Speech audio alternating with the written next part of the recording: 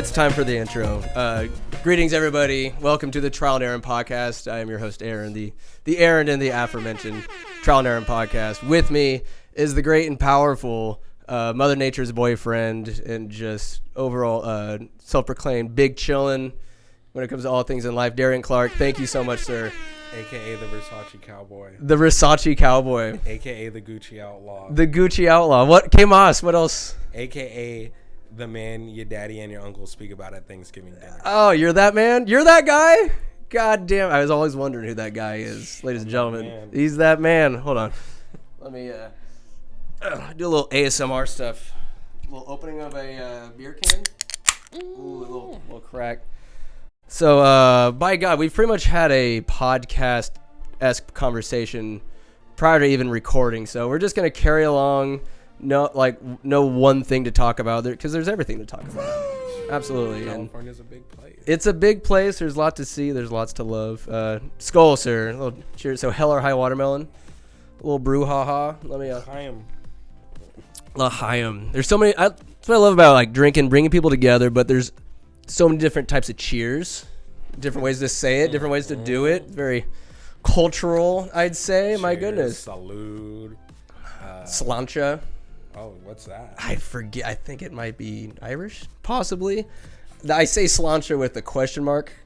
I'm not exactly sure but it's not English. I just do That's know nice. about l'chaim. L'chaim. Mm-hmm. What is that? Just a basic cheers. Yeah, I mean, I guess. I don't, If it gets the people going, then yeah, exactly. damn it, exactly. then it's getting the job done. So I do think we have a shared love and affection and burning passion for the outdoors. You said your title, sir, you work at the Yolo County Bypass. The Yolo Bypass Wildlife Area. YOLO China. Yolo Bypass Wildlife Area. So we have I know I might look like a cake because I am baked right now, sir. So in case there's any digressions or silly things, maybe that may or may not be the case, but it's not me, it's the weed. it is. It's never me. I can't be held responsible for anything bad.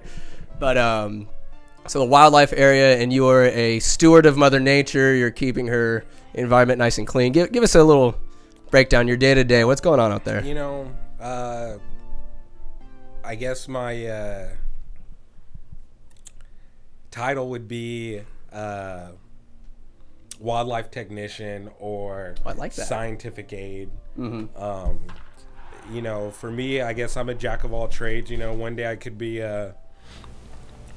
waking up at 3 a.m, driving out to the wildlife area and listening for crow calls, which is pheasants yelling. So what?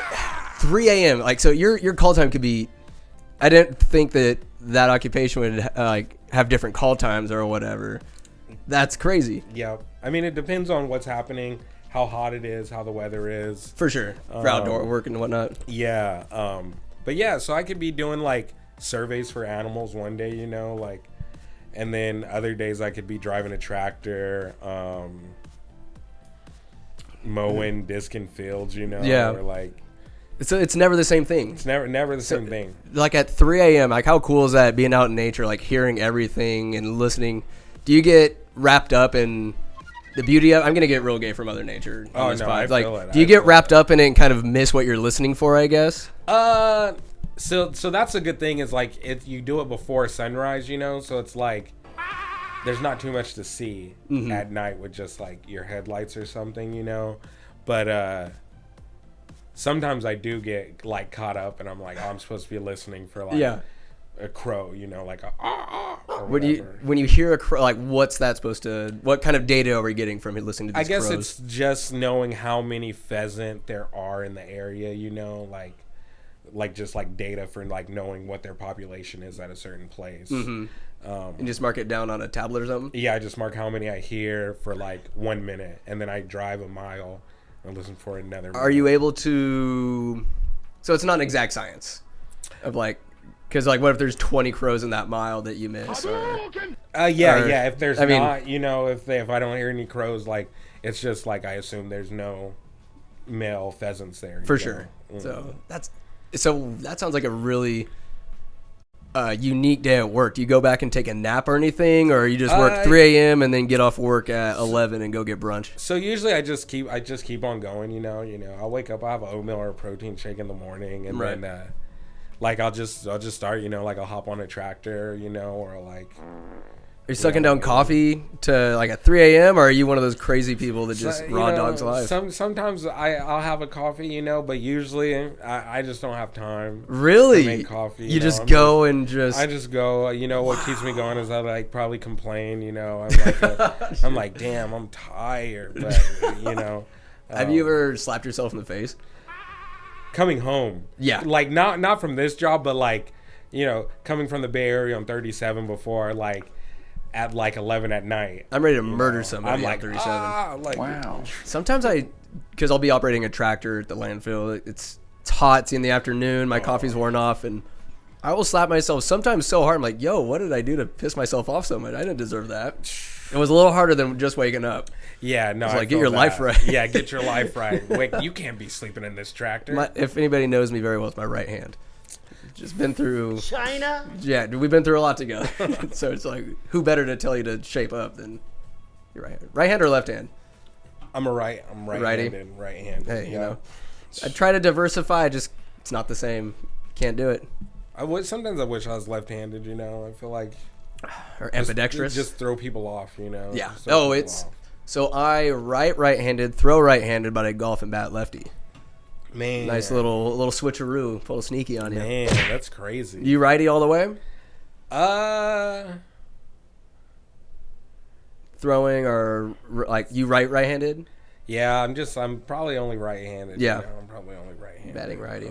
Potatoes. Smoke with my left hand sometimes. Ooh, give the left hand. You got to give your left hand some love. Yeah, because, you know. I feel like they get jealous of each other. The hands. Yeah, you know, and then I feel like you just start doing one with the other, and one's gonna just like shrivel up. You know what they say? If you don't use it, you lose it. You got your know? strong hand. Yeah, you know, and it's gonna be my weak hand, and just be like.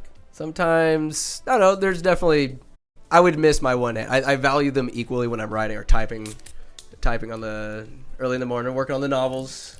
Not one novel, but how's your typing skills these days? Non sequitur. This is gonna be like a completely off the cuff episode. By the by, My type, I don't know. I mean, you fast? I you type feeling? all right. I feel like I type all right, but like I'm never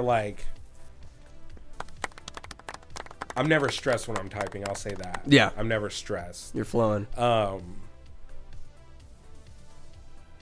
I'm not gonna say I'm good at typing though. You know. Really? I mean, I'll text shit out of this phone. You know.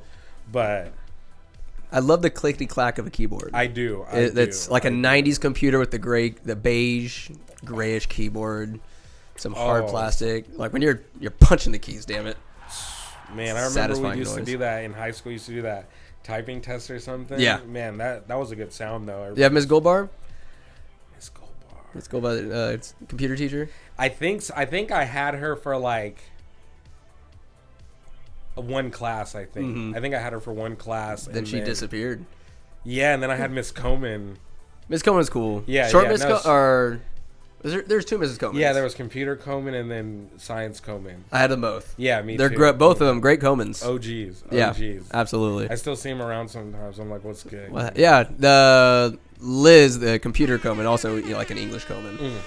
Mm-hmm. She's like down to earth, huh? She work at the library? I think she'll work there part time or at least like chauffeur kids or whatever. Yeah, shout out to the. I think people are sleeping on libraries. Oh, there's so much to do in there. 100%. There's internet. There's air conditioning. There's DVDs of seasons of Game of Thrones. Of just anything, everything. Everything. And you pay for it. You do. You pay for it, so why not use it? And there also, I got my library card and I got the Libby app. This is an unsolicited sponsorship. I mean, the TAP is sponsor. We'll say B&D Gertz because I'm still very much on the teat, so to speak, of mom and pops. Hey. I told Skylar the other day, I got all 4 udders of this cash cow, and I'm hogging them all. Hey, nothing wrong. Yeah, you got to use what you got to use. You know, do what you got to do. Got dealt a good hand, all a bunch of Uno draw 4s. Man. Anyways, what was I talking about? Libraries. Oh, the Libby app. Yeah. Libby app. Sponsors. All right, look at us. We backtrack.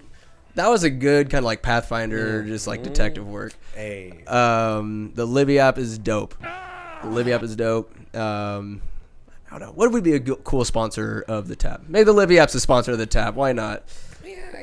California Gold soap. California Gold soaps. Oh, and this brought to you. What is this? Hold on. So Darian came with bearing gifts. A little digression.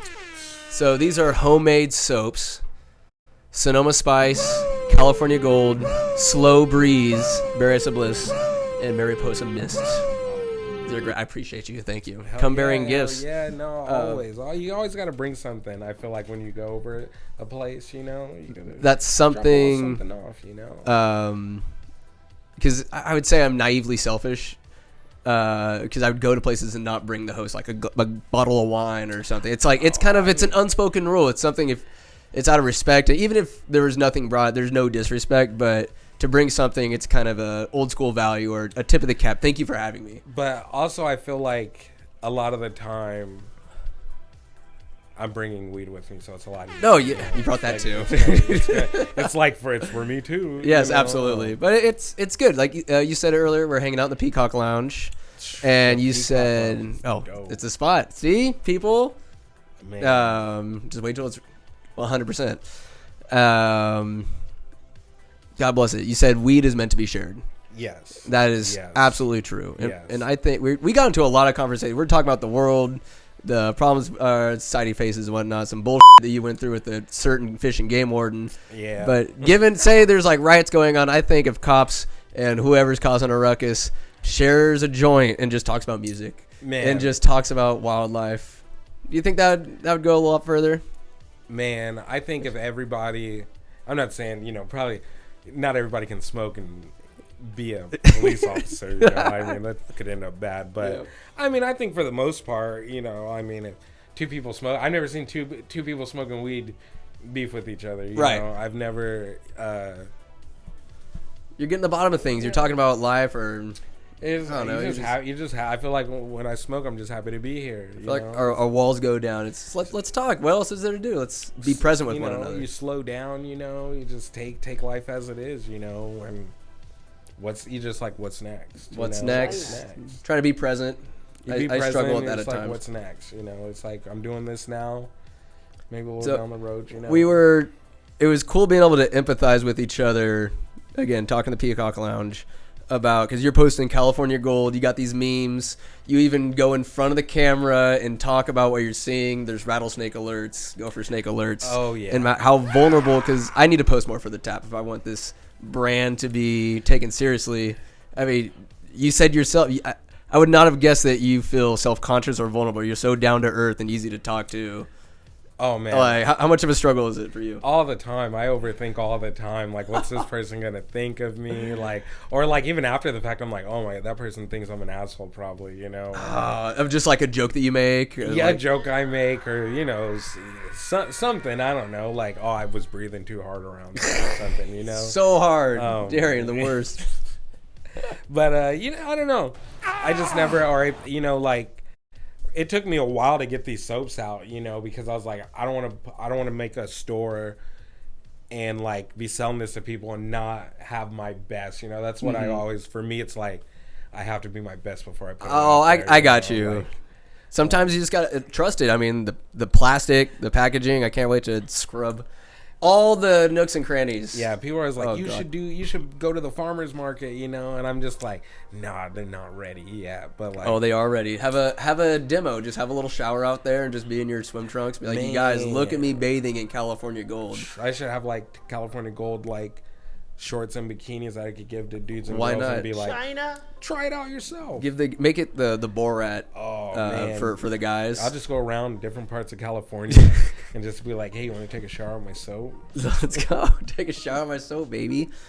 Why soap? What inspired the soap and the California Gold initiative? Is it go hand in hand with your love for? You got love for California. Is it like wildlife also kind of incorporated in this? Like the soap, you know, I picked soap just because I like was having a dream. And what kind of dream? Yo, it was just a dream of me selling soap, honestly. Like I was like in a stadium with like a soap box. Like, and I was like, soap? So you're going up and down the aisle, soap, yeah? Yep. California Gold. I was a hot dog guy, but with soap, you know? You see that? No. And you commented on the best sports sound the other day on Instagram. Beer, beer, beer, beer, beer. Like, that guy cracked that back. Man. Probably because of beer. Like, he heard it, but just was unfazed by the offer. My God. The California Gold, though. Yeah, but the soap is just, I just had a dream about selling soap, and then I woke up, I was like, man, I'm about to get into some soap making, you know? You were inspired, though? You felt it? Yeah, you know, I don't know. I just stuck with me, and I was like, let me look into making different types of soap. That's one of those days you don't need coffee. China. Like, where you wake up like, let's... Yeah, I woke up, and I'm like, let's go. This is what it's supposed to be. That's how my productive days are. I wake up, and I'm like, let's go. Let's get it. Not every day. I mean, we wake up at 3. I mean, you got to be going to bed at least by 7 to get I get don't enough sleep. man. No, I don't sleep, so bro. is it the occupation takes away a lot of sleep? No, I've always been like horrible at sleeping. I probably get it checked out, honestly. But, How many hours are you getting regularly? Shoot, my Apple Watch be telling me like 3 hours sometimes. What? Yeah, so like sometimes, but I told myself is like, you know, I get my 8 hours, like get off work. Sometimes I take a nap, you know. All right. No. How long's a nap though? It depends, you know. I try Sometimes it can be 4 hours. All right, that changes the game. I took it. I'm not gonna lie. I took a 20-minute nap after I texted you today. Hell yeah. I was like, you know, hey, I did too. tired. Yeah? I did too. Yeah. I was like 12:30. So enough to get in the nap. No, it was like to get the room set up. It's like, you know, the couch. I'll put on a rerun of The Boys. I watched the episode 5. You're on par with it. Yeah.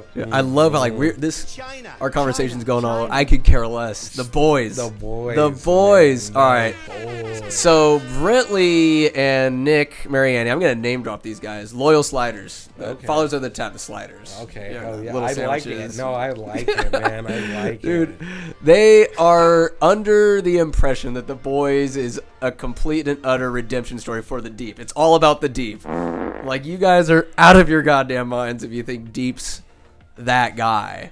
I mean, if that's your favorite guy, I'm not saying it says a lot about you, but I mean, I think it's All pretty right. weird. I don't know. You be creeping me out. This might be bad because I love Homelander. He is out of his goddamn mind. You love Homelander for how wild he be. Yes, the show revolves around his state of mind. Like, it's dude, episode 4. Don't want to spoil it for anybody because it's still in that grace period. Because I've spoiled before in the past. Like when Rick killed Shane, I posted that on Facebook like the night it happened, and people like I got so much hate. But in this instance, hold on, my train of thought is completely derailed. It's all good. The Boys, Jesus Christ, dude. Sorry, it's this damn Hell or High Watermelon getting me.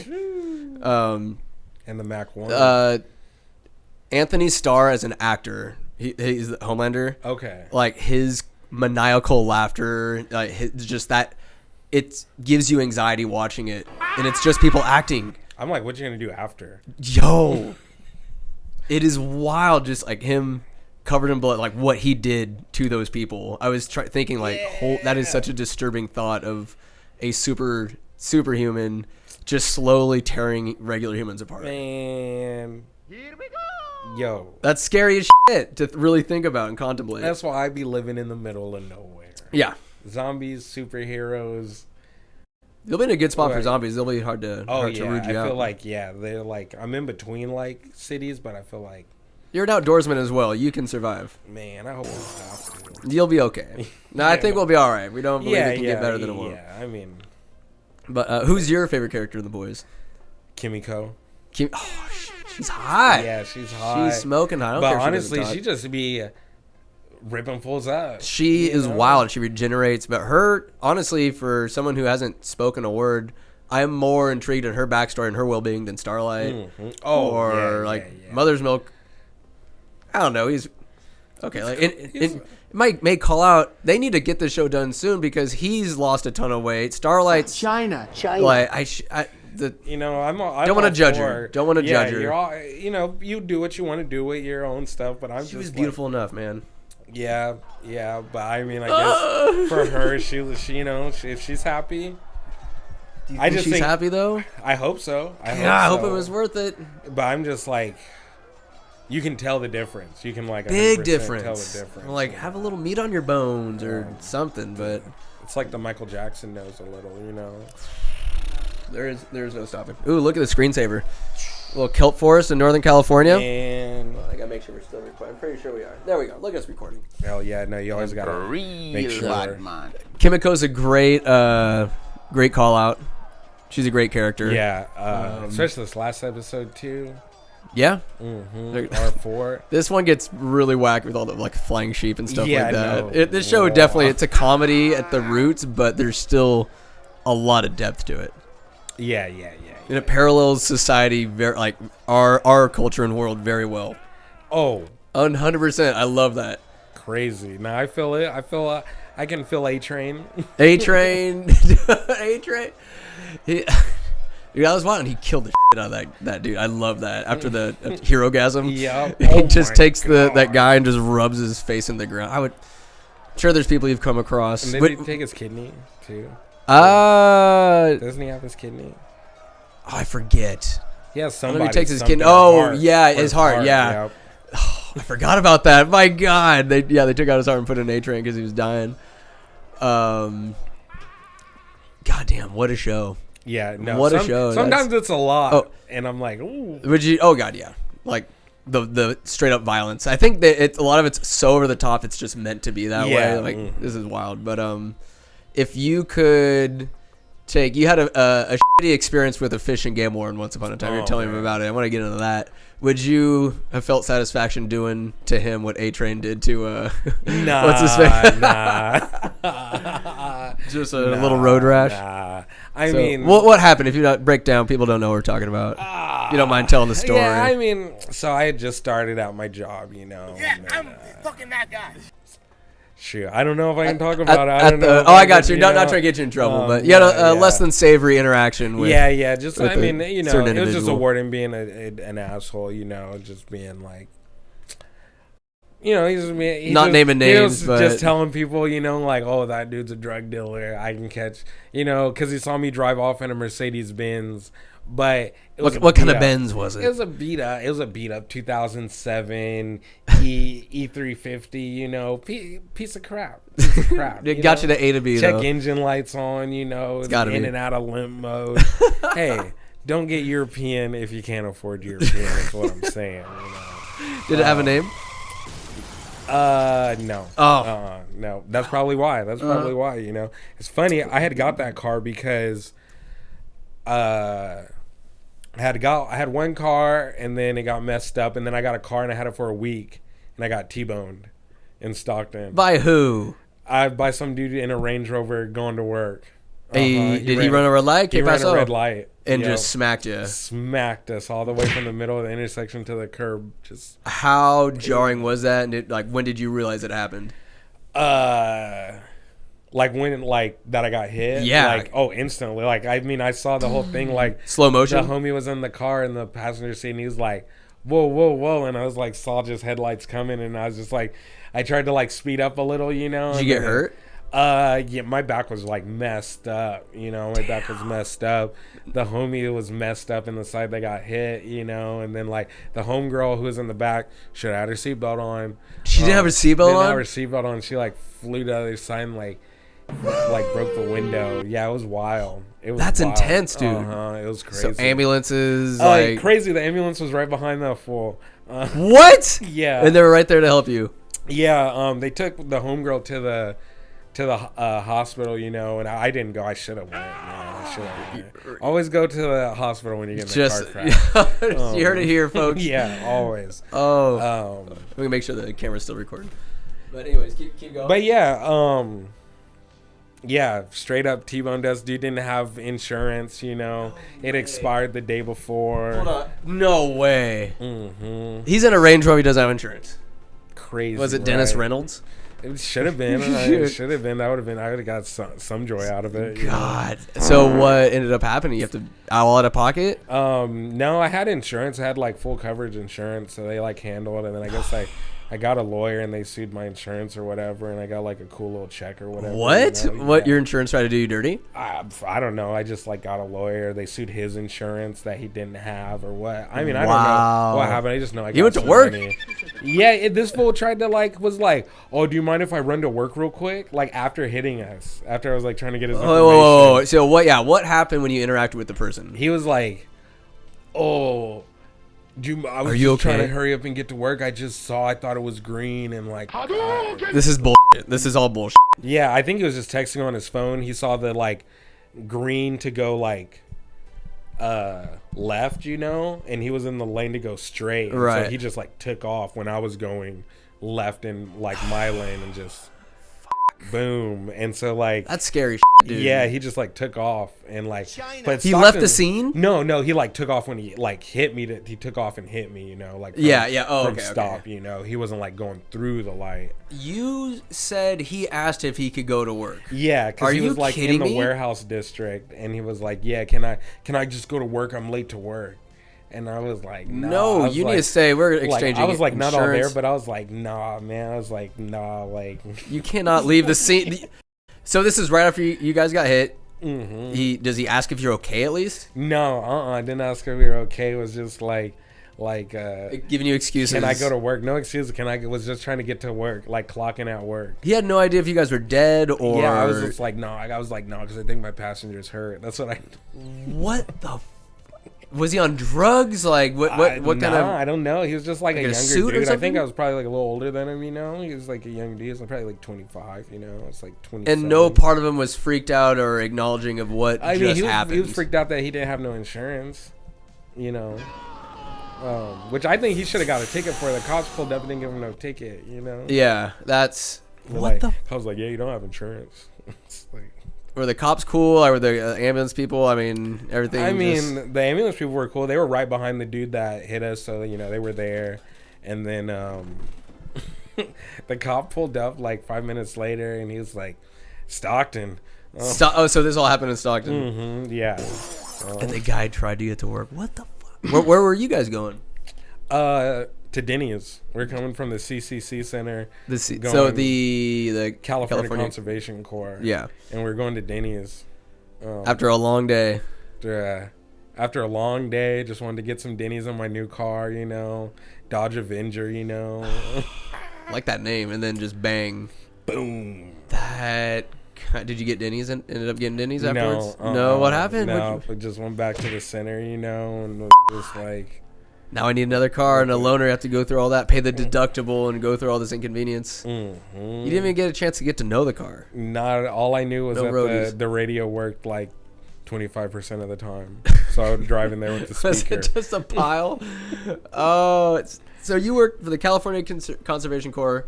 Now you work for the California Wildlife Department of Fish and Wildlife. Department of Fish and Wildlife at the Yolo Wildlife.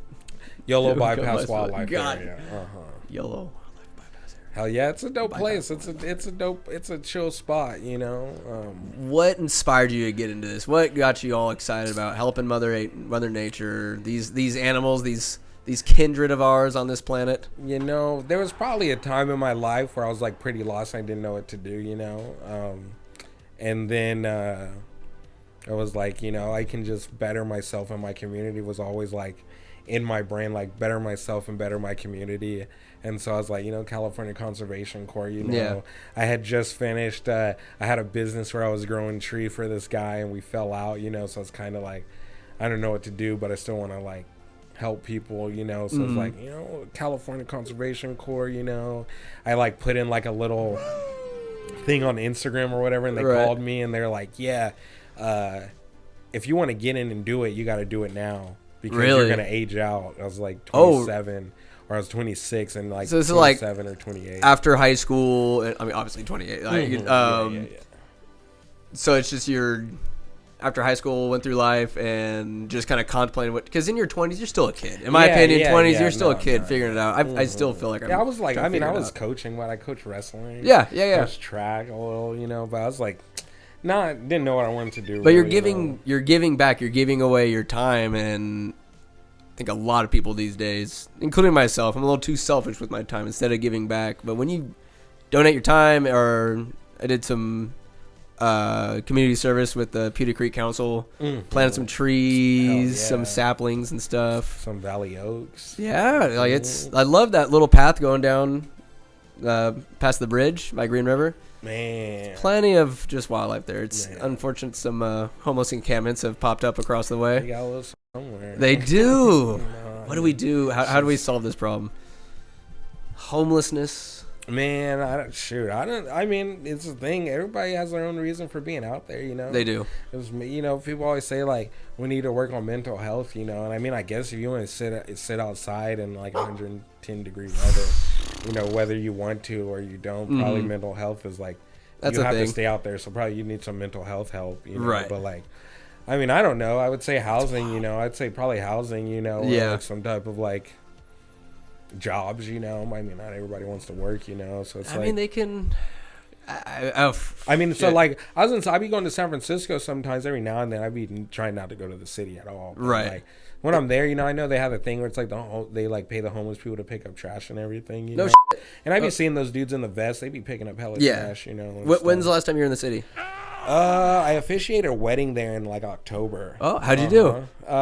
Man, I mean, I think I do all right, but I'm hella sweaty, you know. I'm a sweaty ass dude, absolutely. You know? It was at the the City Hall, I think, or something in San Francisco. The railing's pretty low there, and we were backed up to the railings. I was kind of afraid, you know. Really?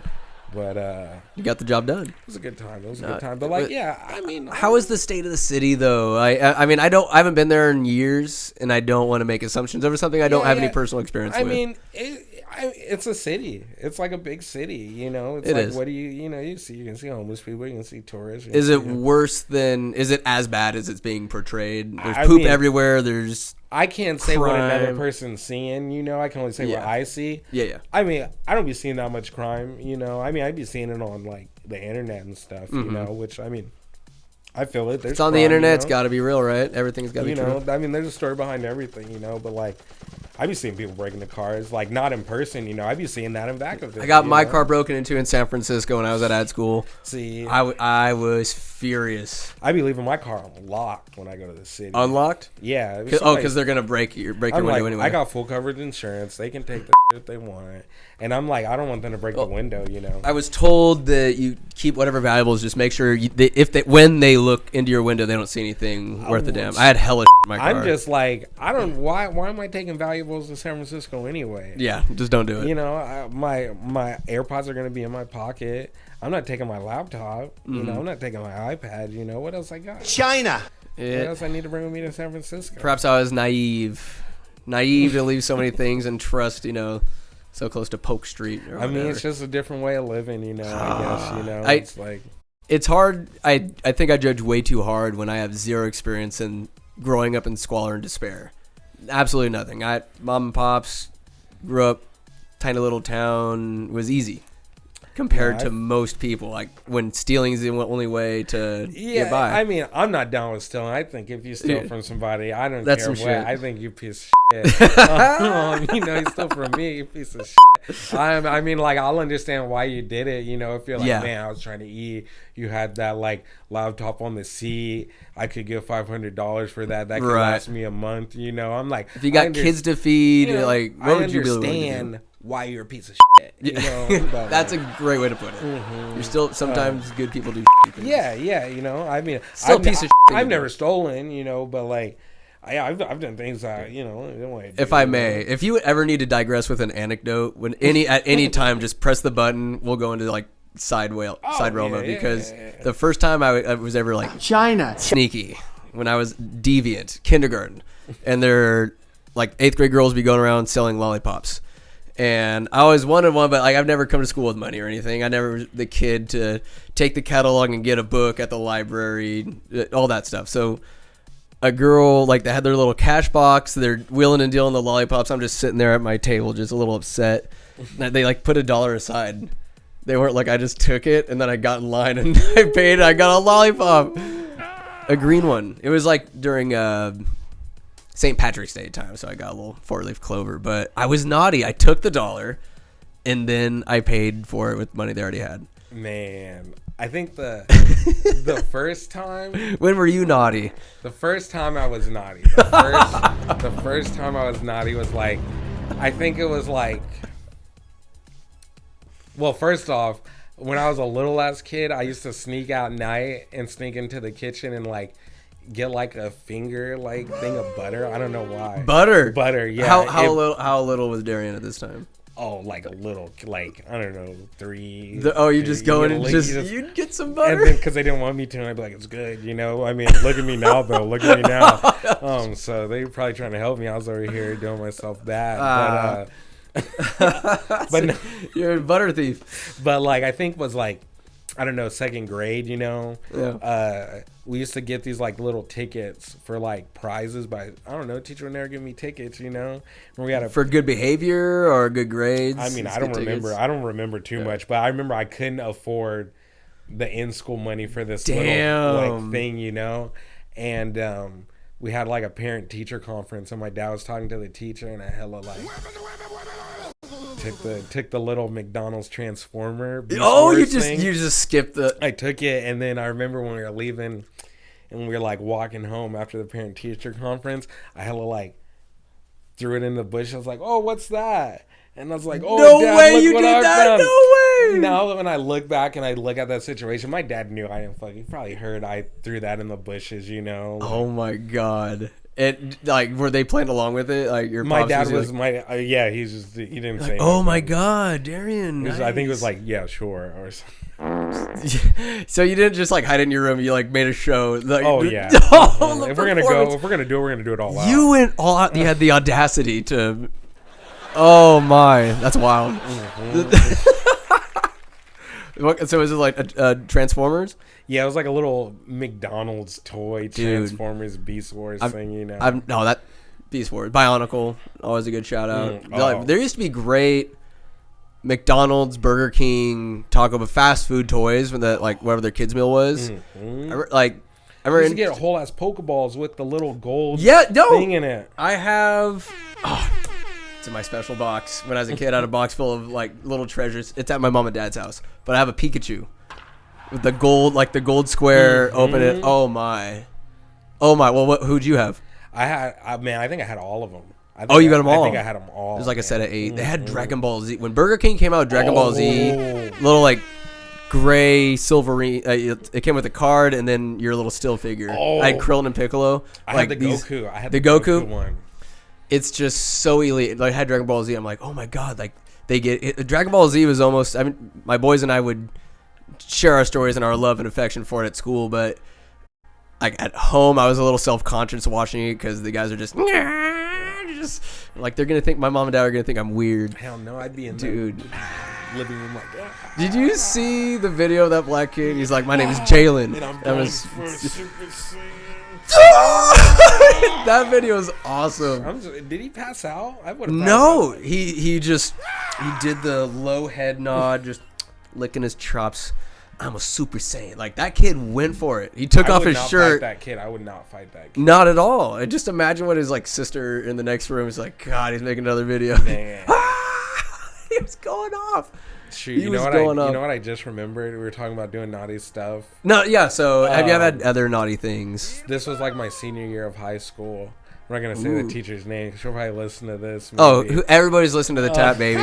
Everybody. And I felt bad since I did it, you know. But I think I was doing like some type of, I don't know if I was doing redemption or like some type of writing thing, you know. And I never did homework. I would always. Really? Like I was not a homework dude. I was until this day. I'm like, yo, if I can ace a test, why need to be doing homework? And you'd be doing well on your tests. I do well on my tests, but I just would never turn in homework. And your grade would suffer a little bit. Oh, always. Yeah, always. But I remember it was like writing something, and she like left the class real quick or something, and I was like turning in the paper, and I looked in the trash, and she had like again some like the school money for like behavior, extra credit, like some type of extra credit money. You can cash it in, and it was like the end of like school, you know. It might have been my junior year now that I think about it. Well, just to wet my whistle, what subject with it? Are you able to say that at least? Oh man, it was English. English? All right. I mean, narrows the field, but you're not saying no names. No. Nothing. You can't be I wouldn't convicted. be able to look at her the way she would look at me. You know, I still see her, but like I hella went in the trash and looked and saw all that money, and I just like just took a handful. And did you cash in? Like, what's good? Oh, I cashed all that money in that I stole. What'd you get? Oh, I got an A. Oh, that like boosted your grade. Yeah. Oh, you sneaky bastard! You. That's on her though, honestly, for not being as diligent. I'm like, she probably knew. She knew she didn't give me all that money. She have a soft spot for you. She could help you out. Yeah. I mean, I don't know. I just was like, Mr. Baker would China. You'd hook it up a little bit the sometimes. homie. Senor Panadero, because I'm a slow ass test taker, so I'd be like after school and there was a rally happening. I was just trying to finish up a test and I was stuck on the past tense of something. He's just sitting there. I've never seen more than just stoic or like he'll give a smile.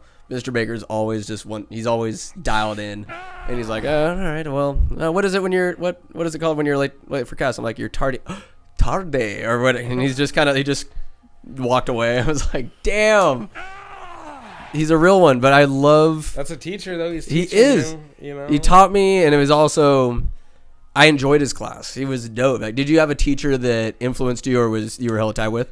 Oh man, I mean, I was cool with all my teachers for the most part. You know, we lucked out. We had good teachers. Yeah, that's why I like Winters. Honestly, it was like way different, smaller classes. You know, from the Bay Area. Came from the Bay Area. I went from like when I first moved here, like in Union City, there was like 40 kids in a class for one teacher. That's nuts. And then like when I moved here, it was like 20. I need extra care. You know? How old were you when you came to Winters? Well, like 11 or 12. 11. So, all right, so you had that experience. That was your upbringing, and then coming to small town. Yeah. Were you out to say MIP to Miss McCurry? Yeah, RP Miss McCurry, but she was an OG. She was rough around the edges. I was afraid of her at first, and then like I mean, I was hella cool with her after. I think we need another beer. Do you need another beer? I'm down. I mean, get some beers. You want to reminisce on Miss? I never had her as a teacher, but if you have a story you want to share. I mean, it'll take me all of a couple seconds. I mean, shoot, I don't know, honestly. I just like she was OG. She'd always yell, you know. She told me one time she's like, she's like, if you guys act up, you're gonna be picking trash up outside, and you're gonna have a white glove, and you're gonna be like Michael Jackson. Yeah. I was like, whoa. I was like, man. Nah, she was always an OG. She was cool. I got along with all my teachers, honestly, for the most part. There's no teacher who I like never didn't mess with, you know. Yeah, no. Leave the door open, I think. Well, yeah. Doesn't feel as claustrophobic in here. Shoot, I'm down. Miss Pierre's a real one for sure. More ASMR. Let's hear it. One-handed, ladies and gentlemen. Damn. Those are some strong hands you got there, sir. You know, I got sizable mitts. These bear paws over here. I got a lot of palm and knot and some sausage fingers. You know. Does it get in the way of a good handshake? Because there's nothing that I appreciate more. I mean, only thing is like glove size. You know, it's probably the glove doesn't fit. You must have quit. Man, does the glove fit? I mean, most of the time. But when you work, you know what I hate is when like I'm working a place and they get like all the variety of gloves, you know, and I know I'm the only person that needs extra large gloves, but like somehow 3 months down the road there's only like medium and small, and I'm like, I know you motherfuckers didn't need those extra large gloves, you know. Darian needs them. I need them. Yeah, it's people with Burger King hands, you know. Got these small hands. It's got these tiny hands. That's what I love about like advertising. I get off on it. As miserable as the ads that come out are, they seem irritating and stuff. Being on the back end of it and learning about advertising, like different agencies, and there's so much a cultural impact at times from like ads that run for years. The most interesting man in the world, or So Easy a Caveman Can Do It. Nike, I don't know if did you ever watch the Rise and Fall of And One on Netflix? Mm-hmm. So like that Nike ad, the beatboxing, they're kind of like the noises of it, that came from a really famous, I think it's called White and Kennedy in Oregon. So Portland's like, there's major ad agency hubs that it's like they come up with a bunch of different ideas, and if the client likes it, like, yeah, we'll go with that one. But it's just such a bizarre process to come up with ideas and stuff like that. Like, do you have any favorite ads or anything like that Budweiser's always?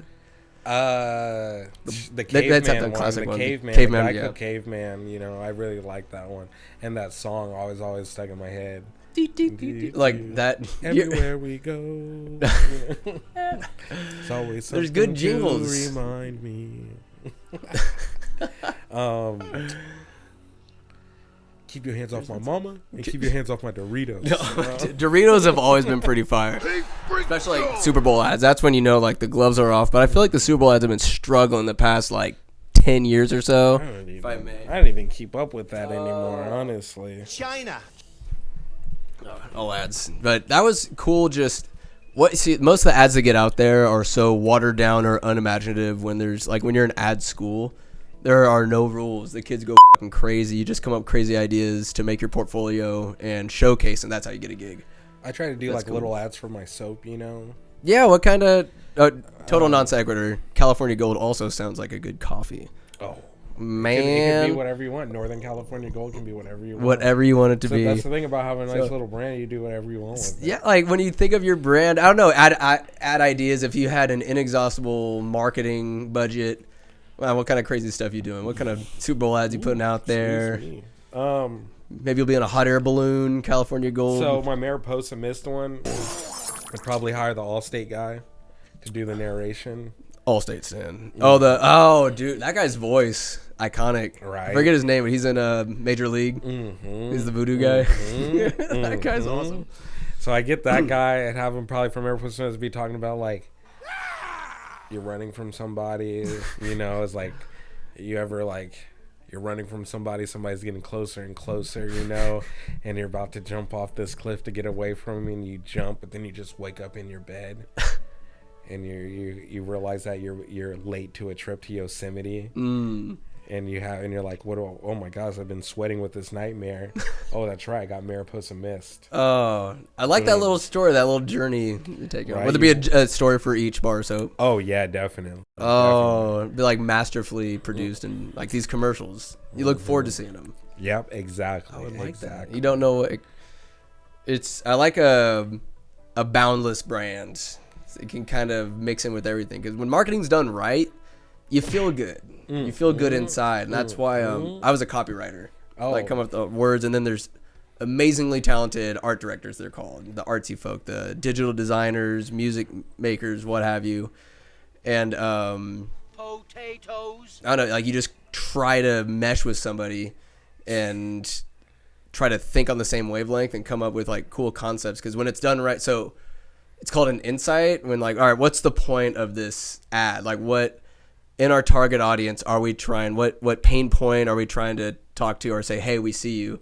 And if it identifies with you, you feel like kind of a light inside your chest. At least that's the best way I could describe it. And when it rings true, you're like, oh, all right, like I see you. I see a good tagline. Just do it. Like everybody can get down with that. Everybody. And that's why comedians, it's like a similar concept. What's the truth that we're getting at that makes the joke so funny? Because it's true. It's real.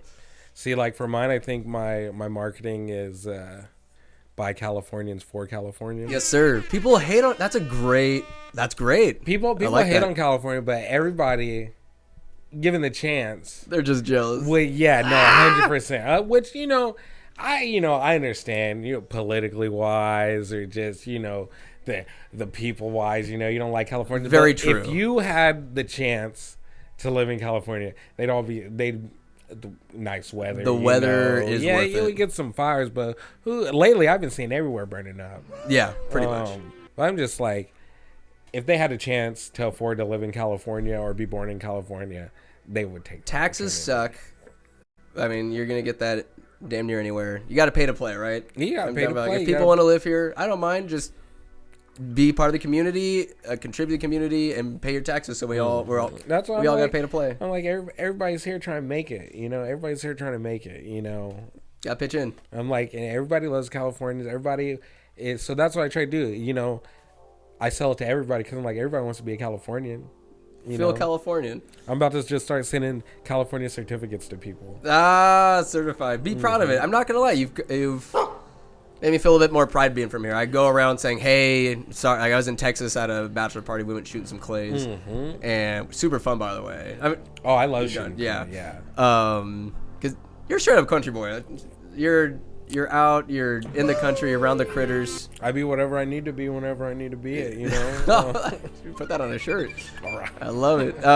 But at the clay shed, Texas, it's like my buddies. Hey, these guys from California. This. I'm just like, I need to feel ashamed. Everybody hates on it. Yeah, but I just like. But you make me feel a little more pride for this state. Just the beauty of it, the animals. There's so much in California. That's the thing, you know. Is like, I could be in San Francisco one day, you know, and then a couple hours I could be in Susanville, California, in the middle of nowhere, kicking it with some good old boys, you know. Do you feel like your personality changed? I speak for myself when I'm around. It's the way people act, or maybe there's whatever. I kind of assimilate to where I'm at, or anything. I feel like you've always been you, though. Ever since I've known you, I've gotten the same Darian. Yeah, it's like if I go somewhere, you know, I'm gonna act accordingly. You know, I'm gonna act right. You know, especially if I'm not familiar with the place. You know, I'm just gonna act professional. I'm just gonna be you know, I mean, like, I'm still gonna be myself though, but I'm gonna, you know, but for the most part, I'm always gonna be myself because I feel like when I go to places, like especially like rural small town places, they're gonna know if you're like fake or not. Yeah, you know, for sure. You know, like I went to like. I always be talking about like Susanville, you know, because it's like a small town. It's like in the middle of nowhere. It's up in the Sierras. It's like, I don't want to say redneck or hillbillies or something, you know, but it is what it is. You know, it is what it is. It is what it is. That's you know, the vibe. It's just some down people who are down for their place, you know. But like, I went there, and you know, I thought, you know, people were like, "Oh, it's racist up there in the hills and everything," and which I mean, I went there and I saw a guy who, like, obviously had never seen a black guy, and I don't know how long, but he was Was like, he eyeing you? Oh, he was just like, we went there for a friend's surprise birthday party. Yeah. And like, so we got there, and then they're like, surprise, and we walked in the like China. 1 or 2 bars, you know? Right. And this fool was just like, kind of, and like, I was like looking around, and I was like, you get a vibe as if, like, what do you think you're doing here? Or like, what the heck is that? well, I think it was just like, man, I haven't seen a black, now that I think about it, I haven't seen a black guy in a long time. And he was just like, you know, I had my boots on, you know, and stuff. And I Cowboy think it was boots? Just, no, just like my work boots, you know. I like those work stuff, boots. You know? What are those? Golden foxes. How about that Don't gold? search up golden foxes on Google, though. Why not? It's just mature old naked gentlemen. Just just trying to buy some boots. Just trying to buy some boots. The golden foxes, though. Golden foxes, really nice, really nice. Some of the most comfortable boots I've like for work I've ever worn, honestly. Fully endorsed. But yeah, Susanville walked in, you know, nicest people ever. Yeah, nicest people ever. I was just being myself, you know. They're buying me drinks, they're having a good time. There's a a weird subsect of, I'd say, old white folk that they're not intentionally racist. They're kind of a product of their time, but they're not to their core hateful or spiteful or anything in that regard. They just know what they think they know. You know, they just like, oh, this guy. You think they're like, oh, this guy, but really, they were like really like welcoming. You know, I even made you've heard one of my songs. I made a song about Susanville too. Oh, really? So nice. Yeah. Where can we find your music? You played me. If we can get into that story. Honestly, let's get into it. Talk about your music. Because I played you my rap. You got your acoustic guitar, and this is all freestyle. Yeah. So usually I just give me the story. You played it for me, and then I just usually just hear like I just think of something that happened one day, and I like make a song about it. But you got to tell the story. Some background is like we have this friend and her boyfriend. They were coming back from like a Renaissance fair or meat festival or something, and they're driving. Dude himself. And he's driving. So he's behind. He's driving, and she fell asleep. You said she fell asleep. She was asleep, and he's driving. And this guy just China probably looks at her and makes the decision to just. I don't think he made the decision. I think it just came out. I'll give him that. I think it just. He made the decision not to pull over. I mean, at that point, like pull up to the side of the road, risk the cops, but like pull down your trousers and just splat. I'm saying.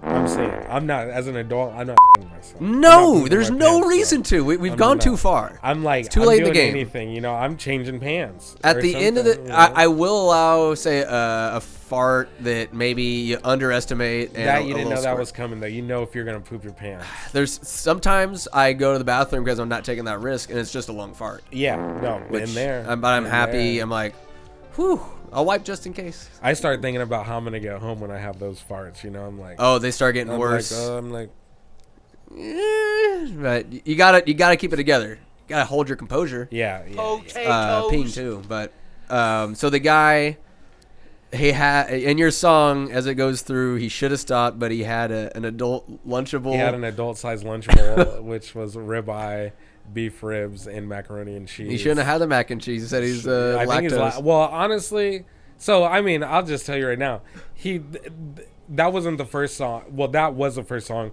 but there's another song about this man pooping his pants. He's done it twice? I'm pretty sure he's done it like 3 times. Does he get off on it?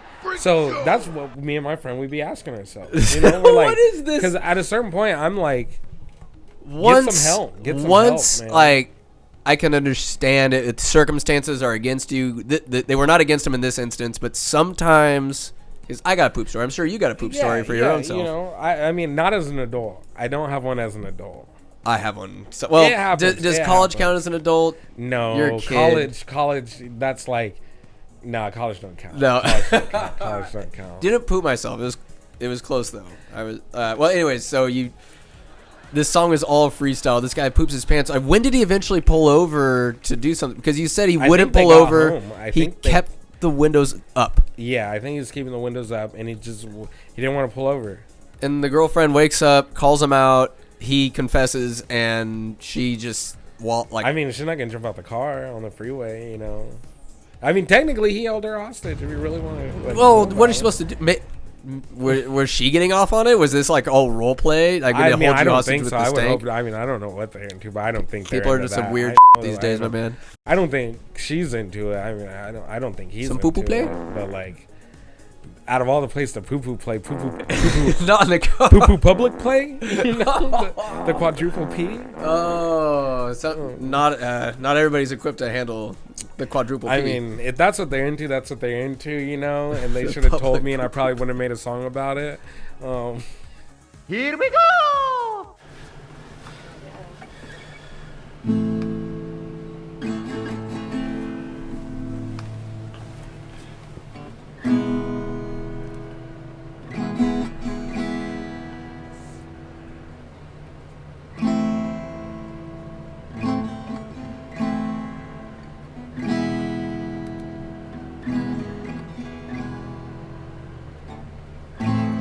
When you're driving on Highway 1 and you feel a rumble in your tongue 'cause you didn't eat no vegetables, but you ate an adult-sized Lunchable of ribeye and some beef ribs and some macaroni and cheese, and you know you shouldn't. Now your girlfriend's asleep while you're driving the car, but she got stuck in traffic and you couldn't make it far. You shit yourself. You ruined yesterday's pants. You shit yourself. You can't do the 2-day underwear dance. Yeah, it stinks in the car. Your girlfriend wakes up. She's like, did we pass a dump? I didn't think we made it that far. But no, it's just a stool in your pants. She tells you to pull over. You said no, ma'am. Yeah, you shit your pants. Now it's oozing down your leg. It's in the gas pedal, no pun intended, but the gas is in the gas, yeah.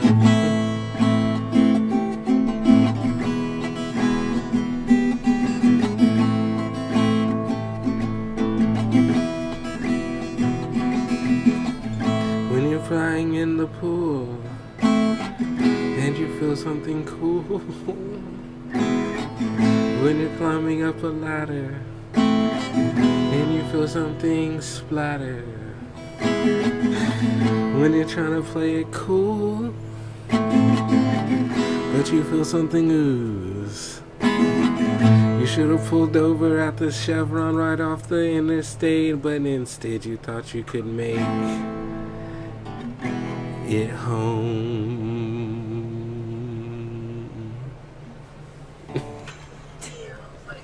Wait a minute.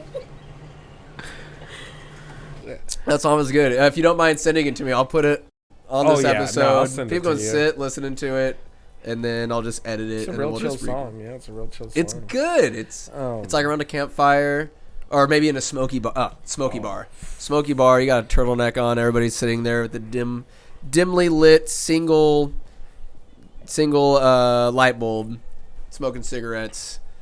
I'm looking longingly, not at you, but like into the darkness, and just playing it out. Oh, we're all. Everybody's snapping instead of clapping. Thank you. You know. Do you have circular glasses on? If you're like jazz bar guy, mysterious Darian. Jazz bar guy. Jazz bar Darian. Nah. What's your fit like in that scenario with the Host. smoky host on the stage host? You're on the stage host. And next up, we got the Scabadoo Jazz. You have an outfit in mind. What are you wearing? Are you like are I'm you wearing in a white duster? A white like I don't know, tuxedo thing, you know, A white tux? top, Pocket watch? pocket watch for sure. Yeah? Pocket watch for sure. Let's go. I'm swinging that when I get off stage, you know. Let people know.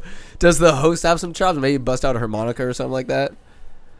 Nah, you can't be guitar. still in the show as a host. I mean, Can't be still in the show. yeah. Can't be You're a be good Bruce man. Willis. You're a can't good be man. Bruce Willis on Saturday Night Live. Oh God. China. You seen that episode? No. Where he's hosting Saturday Night Live and he like gets his harmonica and he starts playing with the band and everything. Oh, he and just totally wants the just- spotlight. Yeah, And then like the next Saturday Night Live episode, Woody Allen was making fun of him up and down the back. Woody Allen has no room to make fun of anybody for anything ever. Sick bastard. Or maybe not Woody Allen. Harrelson? Rick Moranis. Rick! I loved Honey, I Blew Up the Kids. Oh my. But he roasted Bruce Willis after. Sometimes you gotta roast. This was probably like in the 90s then, yeah? Yep. Good old 90s. It was a good episode. Man, you're a 90s kid. Yep.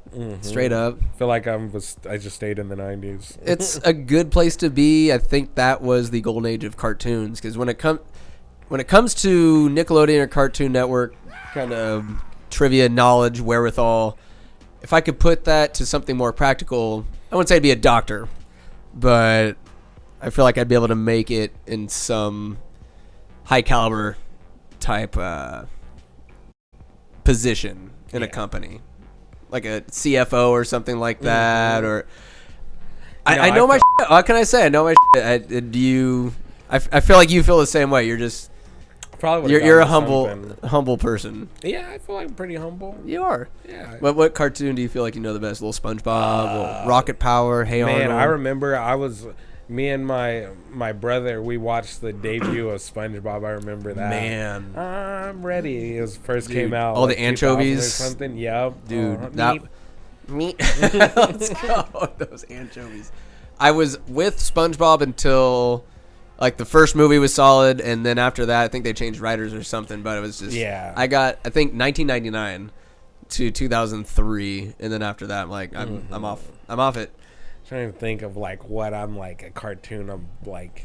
Because there's Cartoon Network as well, but Yeah. then some people. I watched all that stuff, you know. Like, what's that one show? You remember My Life as Ginger? My life, yeah. Did you know That's like the first cartoon where every episode, the characters had different clothing. Did she? That makes sense. All of them. Yeah. All of them had. Doug like, wore the same shit every day. Every Yeah. cartoon wore the same thing all the time. My Life as Ginger. That's a good trivia fact. I like that. With Macy Gray on the theme song. Was it Macy Gray? Mm-hmm. Macy Gray in the first. Macy Gray's in the first Spider-Man. Oh shoot! She was at the parade when Willem Dafoe attacks. Oh. I know we had a bad day. Tom McGuire's just sitting up there watching Harry smooch on or try to smooch on Mary Jane. Man. Kristen Dunst. What, Spider-Man 2, they had Joey Diaz. Yeah, if you want Spider-Man, you have to get through me. You have to get through me. Joey Diaz. We won't tell nobody Spider-Man. Spider-Man. You motherfucking cocksucker. Can of Coke and a can of corn. Get a corn. I'll be all. He was at Longest Yard. Joey Diaz. That guy is probably the funniest on podcasts. Trying to hear those guys. I know there's that Joe Rogan group of flunkies. There's the Tom Segura's, the Berts, the Tony Hinchcliffes. I mean, they're not funny, but it's very difficult for me to see their stand-up when I know them more so for their podcast presence, where they're just being themselves and being funny. When they're trying to be funny, I'm like, oh, this is cringy as shit. I do not. I don't want that. Oof. I don't need it. Oof. Yeesh. Yeah.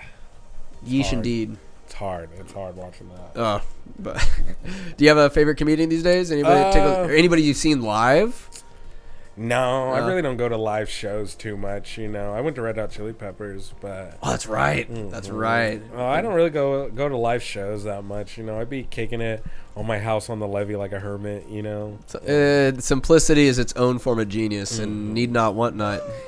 Need not. Like, I think before this Red Hot Chili Pepper show, the only live show I went to was like S Club 7. What's S Club 7? It was like a Disney show of some teens back in the day. Did they try to seduce you or groom you? No. It was a cute young lad? Nah, it was like it was some concert. Lindsay Lohan was there. Lindsay Lohan. She was a fox back in the day. Yeah, she was like, it was for Herbie Hancock, I think. Yeah, Herbie Fully Loaded. Yeah. Herbie Hancock, he wrote the Declaration of Independence. Same thing. According to Tommy Boy. Rest in peace, Chris Farley. Oh, man. But yeah. Anyways, Lindsay Lohan in her prime. Mean Girls. Ooh. Man. Talk about a cult classic movie. Right. They were all smoke shows. To this day, people still be wearing pink on whatever Wednesday. Is that it? I don't Pink know. on Wednesdays? I need to rewatch it. I'm overdue. I just know. I'd be like pink on whatever, and I'd be like, oh, hey, white girls are wearing pink. The Taps pink and black. I love the pink and black combo. Wow. I had that on the side of my daddy's truck for Youth Day, and Greg and I Contreras in the back seat. Oh, that's right. I saw that. Greg was a solid pod guest. He was one of those guys that, like, yeah, I'll get you on the pod. He'd always ask, and I wouldn't follow through. And finally, we did it. Talking to you. That's why I didn't want to be a flake or just be words. It's so easy to make false promises. No, I feel damn it, what if I started making my words mean something? At least to me, because I know how often I renege or make an excuse not to follow through on plans. It does, but dude, it sucks because I want to hold myself accountable more. I give myself too many outs. No, I feel it. I feel it. But you're down, like said, set it up Friday, get some Nation's Burger. Nation's Burgers. That's like what brought us together. Right. So I claim this is like maybe a month and some change ago. Said Darian, we're just Instagram messaging randomly and shit, which I appreciate you reaching out. Like when social media is put to the use it's supposed to, it means something. Especially somebody I haven't seen in a while. The last time I talked to you in person, I think was like a year, and it was like real quick. I was like at Green River or something. Yeah, just like a quick little pass by. Like, oh, what's good? How's it going? Yeah, I'm not the best at keeping in touch with people, but it doesn't mean I don't think about often or not care about. It's just that's I know just people probably get annoyed at me, and I'd be like, hey, how's it going? You shouldn't be that way. It's like damn, I've been talking to this for 11 years. Sometimes it's like whatever. For me, it got to a point. It's like there's some friends where it's been so long, it'd be awkward to even reach out. But then you talk for 5 seconds. Yeah. I saw you yesterday. I'm like, we don't need to kick it. We don't need to hang out. But I was like, at the time we did kick it, So no, our Gold Beach days where you had that. We're Gold Beach buddies. Shout out Gold Beach, just over the border in Oregon. First off, I want to say something about Gold Beach. Say something about Gold Beach. That video they showed us before we went to make the decision to go to Gold Beach was some BS. That's not the real Gold Beach. Because that beach had palm trees. It was sunny. They were practicing on the beach and stuff. The only thing we did on the beach was run. We were running on the beach. And it was gray and cloudy. Oh my God. It was not, foggy, in the Bay Area. Misty, Still had a great time though. Honestly, I had a great time. All the camaraderie. Oh yeah. It was a good time. There was some characters. We made friends with other teams and shit. We traded spirit pack stuff. Oh yeah, I got some different shorts. I remember I had some Twister shorts or something. I remember China. They told us, they were like, yeah, and if you don't have any tents, His full name. He was a new coach at the time named Alevis. Coach Mike Alevis. Mike Alevis. Oh, that was a good impression. That was him. I was like, was that Mike? Was like, yeah, we got some tents for you guys. You know, if you can't afford one or you don't have one. Did he get the display tent? You know, at Costco they have a small. I love those little miniature tents that show. I swear he took that and ran out the store of Camping World. Your legs were literally hanging out the. Yo, it was like the worst like camping experience I've ever had. Dude, it was comical. There was no cover, so like when it would get misty on the like right there at the beach, everything would get wet. You're waking up wet. I couldn't sleep in the tent with my pads and everything, so they had to be outside wet. That's a miserable experience. And Ward is in a big old tent right next to you. Big old Daniel tent. Ward. That was like his second year, I think, at Winters High School. Shout out to Daniel. Yeah, Ward. it was his first year as a coach, varsity coach. Yeah.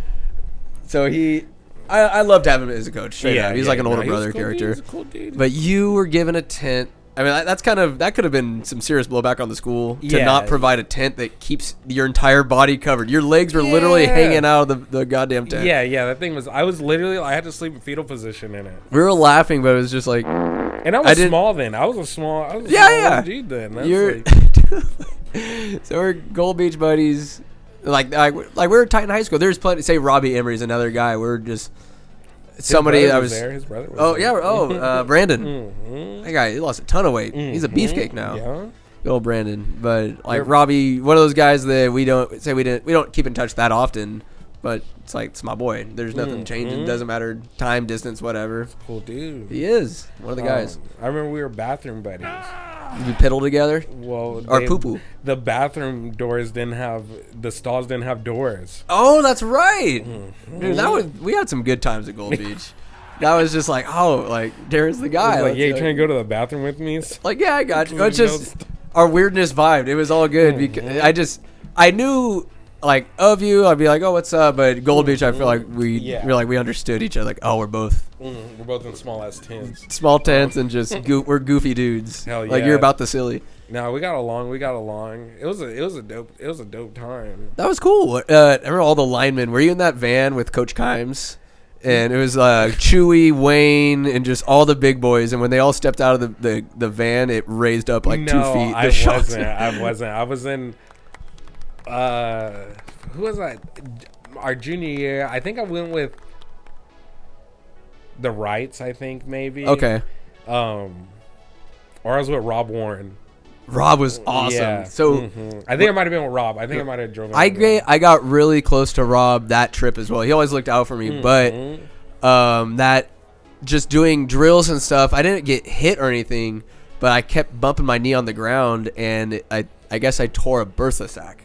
Ooh. And my knee swelled up to I couldn't do half the camp because my knee. That. And Rob took me to it was half vet clinic, half medical facility. And I was like, "Do you want to drain it?" I was like, I don't know, but my foot, all due respect to J.R. Selby, it grew to like giant cankle calf size. I was like, damn, this is as big as JR's leg, and it just sucked. I wanted to play so bad. It was like our first real football camp. It was. It was dope. I felt out of state, out of state, little road trip. Now they go to Camp Richardson, Tahoe. That's a spot, baby. It was cool. I remember Rob also had to take those kids to the hospital who got sick. Wait, remember those kids got sick and everybody was like, "It's swine flu." Oh shit! Because we were from California and everything. That's also because I think somebody farted on his pillow too and probably got sick. Big Jess. Dude, Jesse Renault. Jailbird. Poor guy, dude. He could have gotten a scholarship. He could have played somewhere, at least JC ball. Yeah. Community college. I've never seen someone pick up. Chewy was 250 pounds maybe a little less, but big boy, but a lot of muscle, a lot of strength. Yeah. A lot of mass, density. No, those were 300. You think so? For a fact. And Jesse picked his ass up. I remember there's in a blocking drill, and he just bodied him. That foot Jesse hit me so hard one time. I was seeing foggy out of the left side of my vision. Was that the hardest you've ever been hit? Yeah. Oh, yeah. And it was on an onside kick. Yeah. I was dude, I got my bell rung a couple of times, but nothing. Maybe some minor concussions. Nothing that ever took me out. Yeah, it should have took me out. You know, but he gave you a good. I mean, I just thought I was just like, I'm good. You know, I didn't know. I didn't Gotta know be what a tough. concussion was then. I didn't know what a concussion. No, nobody was. did. Nobody did. I was like, oh, I'm seeing fog. Concussions weren't invented till about 2012. I think, No, the CTE. definitely. We're like, That's wild. wild. Like, oh, you feel like you're gonna throw up? Oh, it's probably the heat. Get some water. Get some water. Suck it up. I remember it's like senior year. Jesse was a junior, and we're doing kickoff, kick return drills with the JVs. And I was on kick return, and I just see Jesse just a lumbering rhino, and I was like, oh, I'd love to give him a pop, but I don't want to die. Yeah. And his helmet seemed like it was so much bigger than any other helmet. I had my fro then, and like I'd have a helmet on. And I was gonna helmet ask, that help? Two ties. No, hell no. Not even. Just not at made all. that helmet awkward and high. But no, that was like a 2XL. I was like a large, maybe. I was like, Jesus. I just hate to see like the wasted talent and stuff. And I know everybody's got their demons. Interestingly enough, his sister is one of the caretakers for my grandpa Albert. Oh shit! Because he's just chilling at home. He just has people looking after him. He's at that age. Hell yeah. And just hearing her life and how it was. Oh, because my aunt fostered her she would take foster kids, and this girl, she's just down to earth, has a kid, husband. Like what she told me, what she went through. She could have easily been a drug dealer, been homeless. She had every reason to give up and not be where she's at today.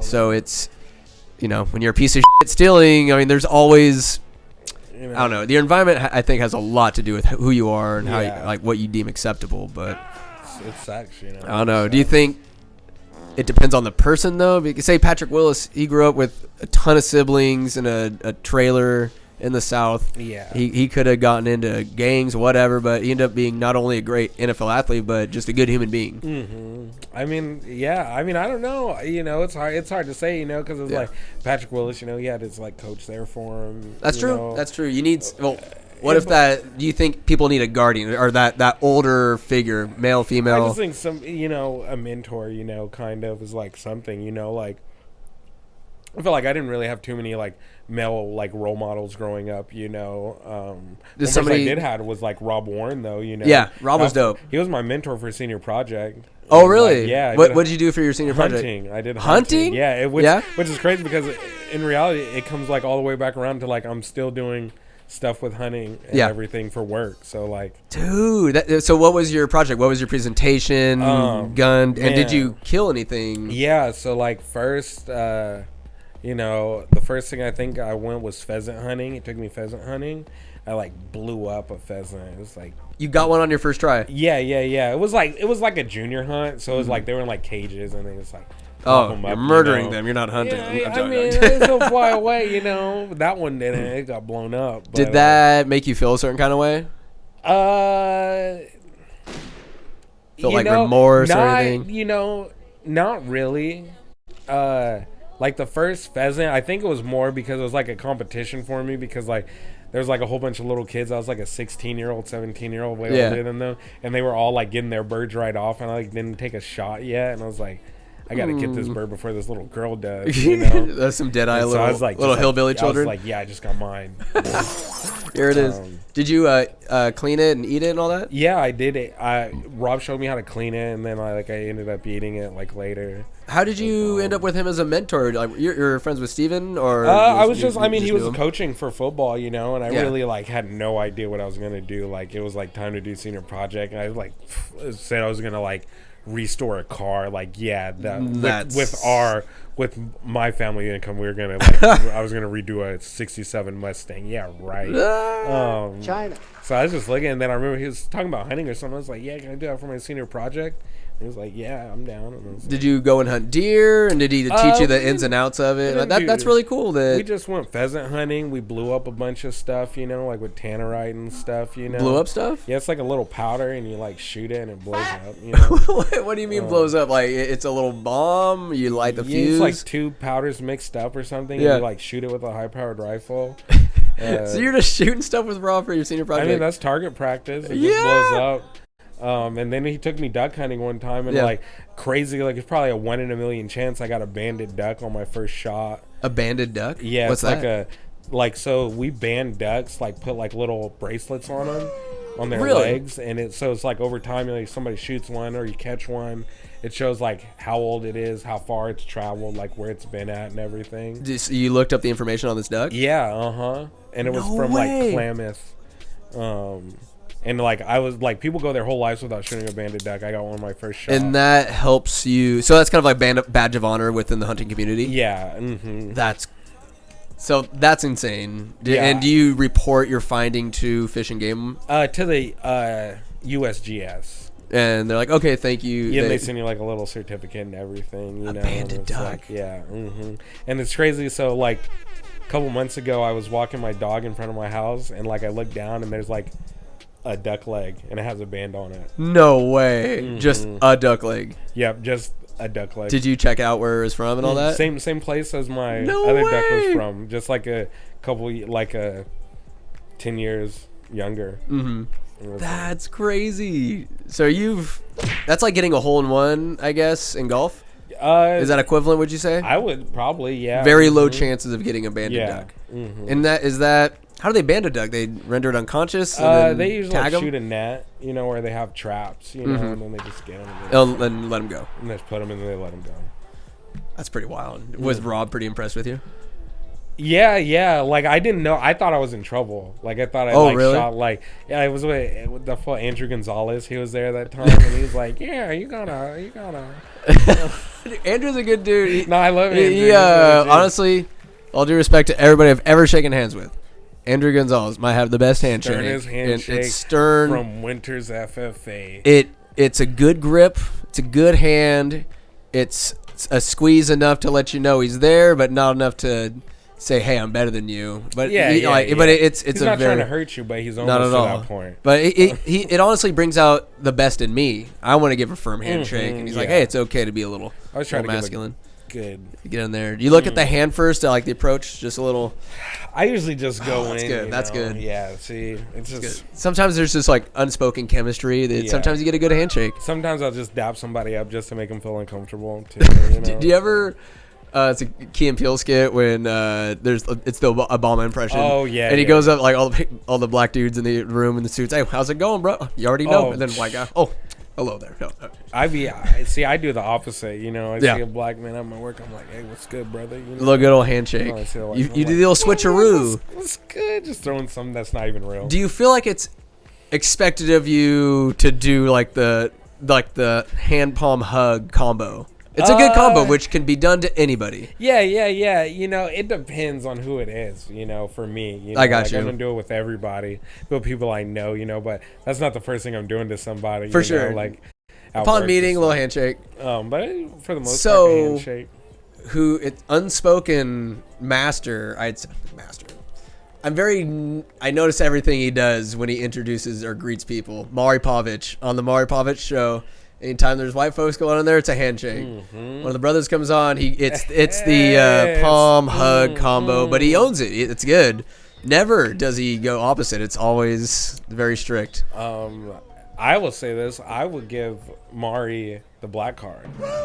Really? Yeah, 100%. Just the work he does. I mean, he's real. He does not hold back.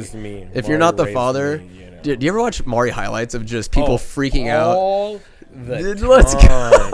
All the time. I literally watch, like, one of my favorite is when it's like, you are not the father, because they are so sure. How do you not know who your baby daddy is? Because to me, a lot of dudes, you know. It's oftentimes look at the baby's face. Like, the baby's face is mush. It doesn't look like anything. I don't know. Sometimes they'd be like, look at the baby's face. I'd be like, that is a father. Yeah. That is those ears. It's heartbreaking when the guy who wants to be the dad turns out not to be. He's just devastated. Man. I'm still gonna raise this baby. I'm like, don't. I would endorse that. Yeah, but I'm like, China. Don't let it happen again. No, I can't give out the black card, but I would like stamp of approval for Maury getting that. Like he's entertaining and he doesn't pull punches. He loves that he's getting these views. Yeah, I would go and see a Maury show. I would go too. I'd go to a Jerry Springer show, honestly. Rest in peace, Jerry. Man, R.I.P. Damn, Jerry. Not what we see is like again. I love when the crowd try to roast and then the people on the stage roast back like 10 times harder. That's they get a chance to speak. That's my favorite. Oh, it's just human beings. It's just it's trailer trash in all different shapes and sizes. Who's the baby daddy, the drama, who's cheating on who. But we love drama. We get off on it. That's good American TV. You are the father. Oh, the guy. I've seen it. So the edit, the guy, you are the father. He just like falls back in his chair and he just falls into the Mario picture from N64. Oh, man. I would hope to never be on that show. Dude, that would suck. Man. To be found the father. Darian, why don't you think you are the father? Look at that. Look at that face. That's not my. And then they do the pre-roll. They think that I'm cheating on her. They do like the epic, the pre, just getting the drama build up. She thinks I'm the baby daddy. She needs to look in the mirror. It's not me. Man, the wildest one I've seen was when this lady was saying that this dude was cheating on her and stealing her army benefits, you know, which I'm like, everybody's going to hate this dude, you know, and he was just like, nah, I'm not, you're crazy, you're wilding, you know. The lie detector. He's like, the time I cheated on you, he's like, you know about that, it's hella long ago, but I haven't, I loved you, yada, yada. And then, like, so they asked the question, like, have you cheated, you know, and he was like, no. And it was like, I'm not gay no more. That was a lie. That's the truth. Oh, you know? really? That was the really? Truth. Yeah. Oh, so she's sitting there having to take this. And then she's going back and she's talking about how, like, she came home one time and she found a crusty sock or napkin or something. And he's like, he did that because he was with another girl. And he's like, yeah, I beat my meat. Yeah, I beat my meat. You know, he's like, yeah, I beat my meat. So what? And it came back if that was from another woman. And it was like, no, he was like beating his meat and put it into a towel. And so he wasn't lying. And then it was like, do you date her just for her army benefits? It was like, he said no. And it's like, he was telling the truth. Damn. So he was like, he like loved her and was telling the truth. Dude, he's that's... like, see, you're crazy. He's like, you're crazy. Why stay with someone who doesn't trust you? That trust is it. Why be so paranoid? I mean, if you cheated before, I understand. That's on you giving a second chance. But it was almost as if she's expecting him to have fucked up just to have that satisfaction. Like, is it satisfying? Now, like, where does the relationship go from there? I assume it ends. I'm like, crazy. Maury. Oh, Maury.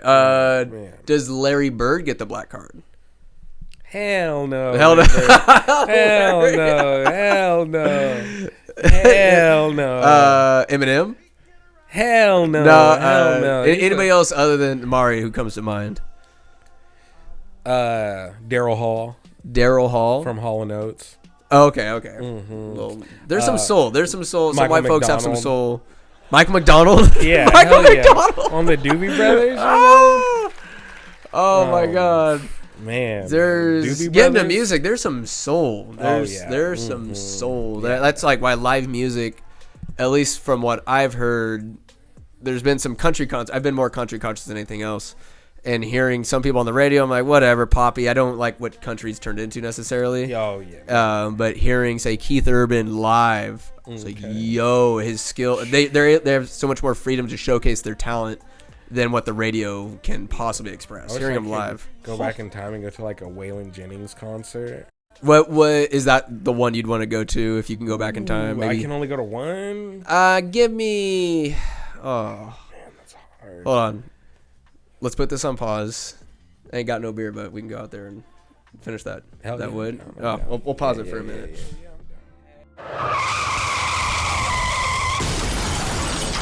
Oh, mic check. Here we are, baby. We went outside a little. Unfortunately, you got the Call of Duty going to work. As we're talking about work, gotta go into work. But when you get these calls, it's not the first time it's happened, I'm sure.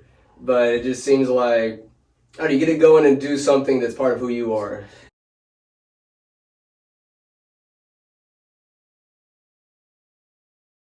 You know, I get to go out there. I get to see nature. You know, and that's awesome. I get paid. You know, you get paid. So it's a little overtime coming in on your day off. Not everybody gets that Call of Duty. It's not overtime. But it's money in the pocket. It is. That's a good thing to have. Yeah. When we left off to go hang out in the Peacock Lounge for a little bit, any artist throughout time, you can go medieval if you want. Do whatever. Man, There's some Genghis Khan flutes. Go top 5 you'd want to see live. Jimi Hendrix. Jimmy for sure. Jimmy at Woodstock? Jimmy at Woodstock. Or Jimmy in an intimate... Well, he rocks out so hard, I don't know if a small venue would... Like a was bar. Was Woodstock his last show? I can't say for sure. Cannot say for sure. I know his last show, he was like... People were booing him, and he was like... Really? If you boo me, at least booing Key. I love that. He has a tragic story. Yeah. It sucks, but he like an artist... I remember doing a report in college about his rendition of the national anthem at Woodstock. Oh yeah, and it was like during Vietnam, and of course he's making his statement, fucking up, not as an artist, but what he was just going, just putting in heavy emphasis, like a fucked up tune, a diabolical sounding tune within our national anthem. Like just. I don't know. To me, it's cool being able to pick up like what's he trying to say without words. Yeah. Through the music, letting the music speak a little bit. Yeah. Wow. So Jimmy's a great answer. Jimi you got a favorite Jimmy song? Little Voodoo Child. All Along the Watchtower. Yeah. It's not. Shout out to Mr. Beers. Mr. Beers. Mr. Beers was a real one. We played chess at lunch. Ooh. Not to mention I was a virgin throughout high school. Honestly, I had a great high school experience. I don't regret it. Yeah. Playing sports, hanging out with people, hanging out at Gold Beach. God bless it. Gang. Sacrifice any amount of poontang to have the experience I did. It was dope. Anyways, I digress. All Along the Watchtower, most dope. Who else? Alive or Dead? Alive or Dead? Alive or Dead. Yeah. Probably go to like a. I'm not gay no more. Yeah, I'm fucking that guy. I'm trying to think. Of You saw Red Hot Chili Peppers. I gotta see them. They're still alive. That was Might as well go dead. A bucket list for me. You Yeah. know? Any Tom Petty at all? I mean, Tom Petty's cool. Little Tom. He's more nostalgic for me. I love a little Tom Petty. I'm trying to think. I'm blowing like a blank right now. Any Eazy-E. I'd probably do an Easy concert. Probably go to Easy. I mean, I don't think it'd be too much. Though. No, probably about. I mean, there's guys who are still alive from like Ice Cube. Go to a Michael Jackson concert. Michael Jackson. That's the one. That's the one. You'd be like, you can't go with Michael Jackson and get with me. Mm-hmm. Who else is dead? There's plenty. Any of the Beatles, anything like that, or maybe Hank Williams Sr. Slow Ride. He sings Slow Ride. Slow Ride. No, not that. What's his name? Tight fitting jeans. Mm-hmm. What's the name of that artist? Oh, what genre is it? It's country. There's probably people screaming at us right now. You watch Family Guy? Yeah. And they always cut to him. Oh, now Mr. Kanye Twitty. Conway Twitty. Oh, no. Conway Twitty. I love that we had no idea, and you're able to like find that avenue, dude. You just hell yeah got into my soul. You're able to. Conway Twitty. What a cool cognitive experience we just had. Just it's okay, not the music realm, but Family Guy. Oh yeah. Oh, ladies and gentlemen, Mr. Kanye Twitty. Man, some old school. Yeah. Do you prefer maybe a crazy huge venue with the crowd, that energy? I love that energy. Or a smaller venue, maybe that smoke-filled jazz, like that bar experience. I probably if I'm gonna go, I think I want to go to like a big. That energy's dope. Mm-hmm. I'm not a Machine Gun Kelly fan per se, but a buddy reached out, said, "Hey, I got an extra ticket, free of charge. Just pay for beers at the venue," which probably ended up being as much as the ticket, but it's still got him expensive. But it was an experience. The stage was inverted. Willow Smith was there, and then wait a minute. My God, Avril Lavigne, I think. Oh shoot! It was wild. And then Machine Gun Kelly came out there. A helicopter went over the crowd. He was hanging from the rope ladder. But it was cool. The energy, it inspired me. I like that energy, even though I'm like, all right, I'm not gonna listen to this again. But he's on stage. There's flames. There's a giant robot in the back. The experience itself was dope. But have you been to any live events that just really stuck with you? Just the Chili Peppers. Chili Peppers, How was that? It was good. It was really good. I was really just happy to be there. Honestly, it's like I wasn't expecting too much. I just wanted to be in the presence of some Red Hot Chili Peppers jamming. So you feel their heat. Man, I felt like the solos were fucking face melting, man. Oh, just the guitar, bass, and Yeah, if it was. what you don't hear on the radio. Yeah, exactly. I love that. Well, when I'm listening to music, say when I'm riding in the morning or something, I'm not too keen on live recordings. I kind of want all natural, but there is I feel it. Garth Brooks, The Thunder Rolls. Ooh. There is a verse he plays only at live. That's the one song that I'll listen to it live just to hear that extra verse where it's a little more obvious that she gets him. Man, he Garth knows Brooks. that she knows. The Thunder Roll. I love a song that tells a story. Love a song. Randy Travis. Randy Travis is pretty good. He's still alive, isn't he? Barely. What's his face just passed away. I love this bar. Toby Keith. Toby Keith. Is that Red Solo Cup? Right? God, that song. That was so irritating to me. I wish I liked it. World in a chokehold. Oh. It was like, oh. So there's something I want to discuss. I know we got to get you to work. I'm sorry. It's all good. Just let me know when the midnight tolls. Gangnam Style, I think, is a cultural phenomenon because I was wrapped up in it. I'm gonna be that guy. Please. I heard that song like probably a year before it got popping. It's all good. I believe you. I believe you. Guy. You're not trying to make a statement by it. I was working at Restoration Hardware and some dude said, "You want to see this weird Korean dude?" And we're like, that was just like the inside joke. Opum. And then when it blew up, you're like, what the f***? We heard this first. Yeah, and then I was like, my God, I'm annoyed at this. So, perfect segue. Because I loved it. I was working at the rec center in Sonoma State. I'd play that shit on repeat. And I was just dancing. The music video, I think like well over 1 billion views. And then society, as it does, takes something that it likes. This shiny, cool novelty that we're going to just play over and over and over. It's a horse that we're going to run. It's a fast race horse.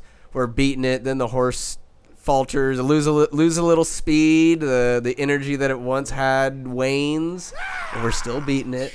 And then the horse falters. And then the horse dies. And we keep beating it and beating it till it's fucking glue. And then we're disgusted and repulsed by it. We start hating it.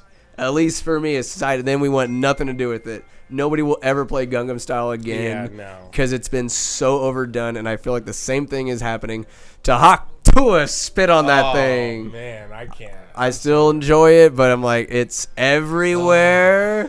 China. We take something we love. Songs are, I think, the primary victims of this, where we love it, can't stand it. Like Friday, Rebecca Friday. Oh, no. People are bullying her now for this beloved one song. She made a song, and now we must hate her. She did it to herself. Oh. She did it to herself. She had to hear that and be like, "Nah, put this out there," you know. It's just so upsetting because I start resenting it. Like this, if I hear Gangnam Style again, if I never hear it again, it'll be too soon. Gangnam Style. Man, I'm gonna have to skedaddle. I got you. We'll save the off the cuff. Let this be a tease for the next time around. Darian, hey, hour and a half. Not a bad pod. I ain't mad at it. Thanks for having me, man. Dude, thanks for coming by. Next time we'll have to come to your neck of the woods. Anyways, California Gold. How do people? Let's before you leave, boost this shit. How can people get a hold of it? Website. You can buy the soaps and everything on my Instagram in California Gold. Or you can go on the website incaliforniagold.com. It's in like the letter in California for North, incaliforniagold.com. Let's go. Darren Clark, thank you for coming on, good sir. Let's look in the camera, get a nice for the thumbnail. Coming in, baby. Bow. Hey. Bow.